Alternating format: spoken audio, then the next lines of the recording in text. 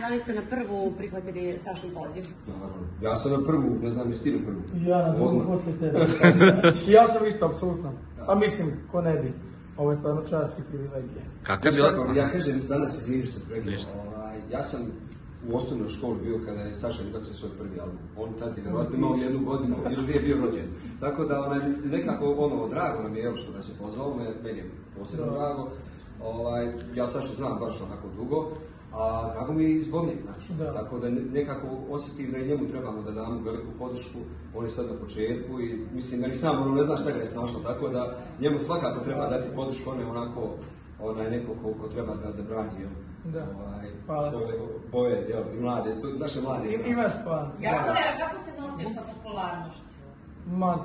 Niti sam je svjestan, a i jednako tako ne gledam to kao nešto da mi to sad trebao ja na ego udarati. A nije ti se promijenio život, eto, kada se... A mislim, život mi se promijenio da imam više obaveza, ali ja sam ista osoba, isti ja i radim ono što sam zapravo da bih htio. Tako da ja popularnost uopće ne gledam u tom smjeru, plus mislim da je dug put do popularnosti i do uspjeha, da smo tek krenuli. Čekaj, ti si za sljedeću godinu zakazao Zagrebačku arenu, da li si spreman? Pa, za to živim i dišem, a to mi je najveća želja bila, nikad ne mogu biti 100% spreman, ali sam siguran da ću dati cijelog sebe zadnji atom da ostavim na te pozornici. Danas mi je prvo ikad pjevanje u Areni Zagreb. Ima li trenera? Pa čak i ne.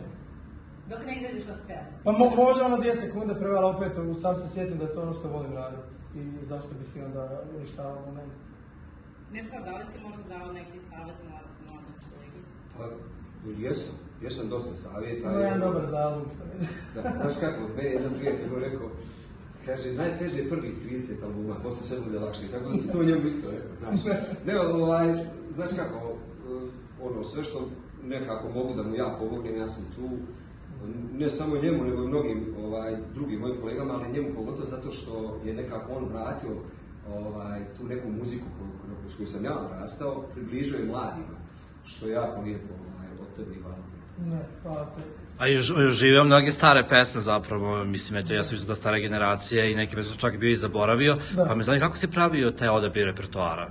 To su zapravo da imam komentirali, to su zapravo glazba koju sam ja slušao kao mlađi zadnjih 10 godina i baš zato mi je fora i u jednu ruku baš zadovoljstvo da gledam istu tu publiku mojih godina, da baš tu glazbu slušam, pored cijele silne glazbe koja je izašla zadnjih 2-3 godine, baš mi je izuzetno drago kada recimo druga pjesma po redu mi Ljubi se istok i zapad, Plavi orkestar i oni iz petih žila se deru, pa di ćeš ljepše. Čekaj, 5 Sava centra? Da.